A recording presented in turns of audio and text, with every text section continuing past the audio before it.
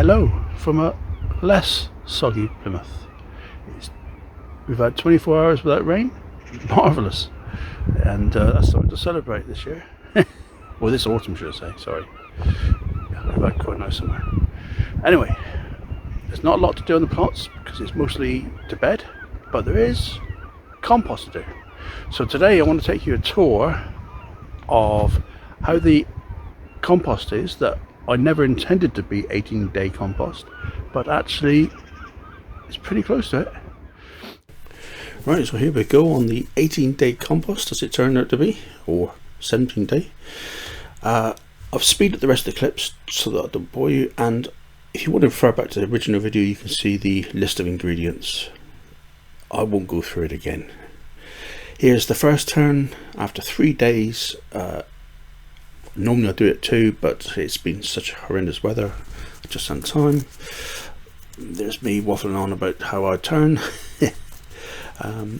Yeah, nice and hot. It's still hot on the 6th day, the second turn, still up to 65 degrees centigrade.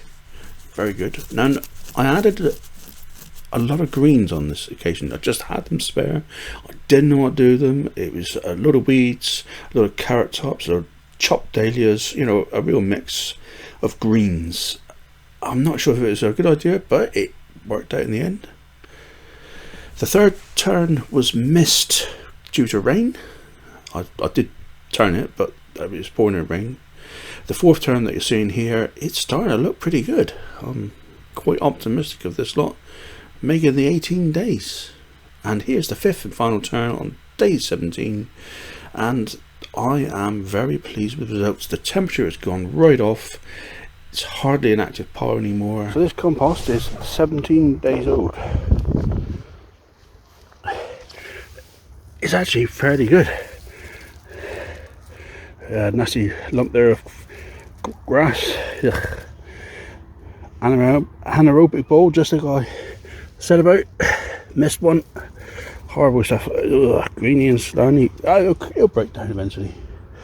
But this compost, I could give it a good sieve and use it straight away. I'm not going to, but I could do. So 18-day compost does work. The few bits in there that's resembling its former selves are either the woody bits or the anaerobic balls of grass.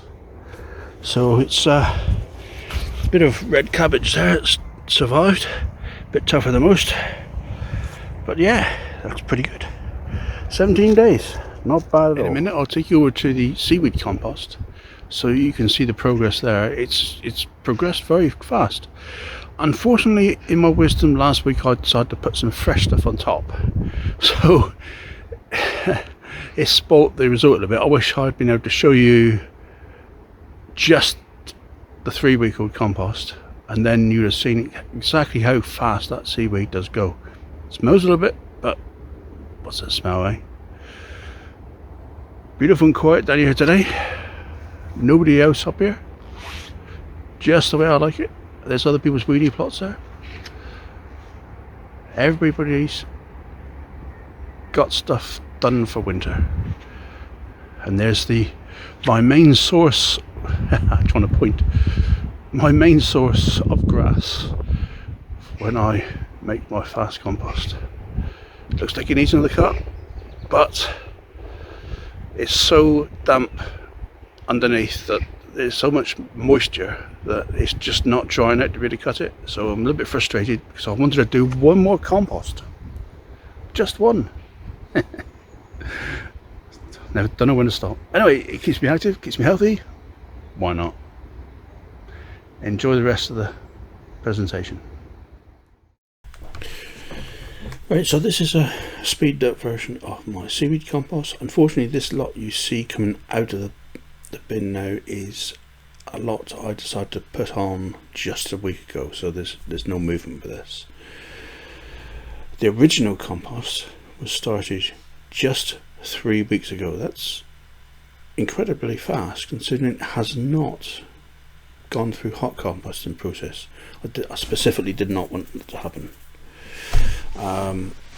So what I decided to do is remove the 1 week old seaweed out, and then just take out a load to give me some space within the bin to move it about, if that makes sense. So I'm just removing most of one side of the compost. Not much to see here really, I guess. I suppose I shouldn't have included this footage, but there we go. I want to show, for transparency reasons, what it's like and where it's coming from. And as you see, there isn't much visible remains of the seaweed that's coming out from this quarter of the barrel. Right, so here's a closer look at the seaweed and the compost. This is a mixture of different types of old compost mixed with seaweed, and there's just very little left of the seaweed. Fantastic. Just 3 weeks, and then it all gets put back again, and I will layer back in this new 1 week old seaweed just to make sure that it's mixed in well. What I'm doing is just like normal. I'm turning around inside the Dalek. Right, this first one is the bracken and seaweed inside the ordinary compost bin. There's less movement in the seaweed here. You see quite a lot of it still quite slimy and messy. Stinks to high heaven. But it's moving along. I'm quite optimistic this will do its job. There is some newish stuff in there as well. Unfortunately, I'll put some on the top. Not necessarily a great idea, but there we are. It is what it is. Let's hope by the time we need it, it is reduced somewhat. Now then, the next batch is the leaf mold, or the 1-year-old leaf mold, which is not leaf mold, mixed with seaweed. And here the progress is quite a lot faster. There's not much in the way of the seaweed left. Quite surprising really. So let's see what this brings in 3 months time. I don't think the leaf mold is going to be there, to be honest with you. In fact, I'm having less optimism about either one of these two. And yes, I have added more on top again. Right, my last update, I promised my last one, is of the worm bins. These are my worm finished compost. It's now completed. As you can see, the pumpkin is completely gone in just 12 days. Amazing work they've done. This is just a reminder of what it looked like 12 days ago. That's how good worms are sometimes. So it's time to move the worms over from one bin to the other. The bin that's closest to you is ready to receive a load of worms. It's already got worm population in it, but I don't really like just leaving a population of worms unfed if I can help it. So I top slice off the worm population because I'm a bit of a softie for the worms. Well, you know, whatever.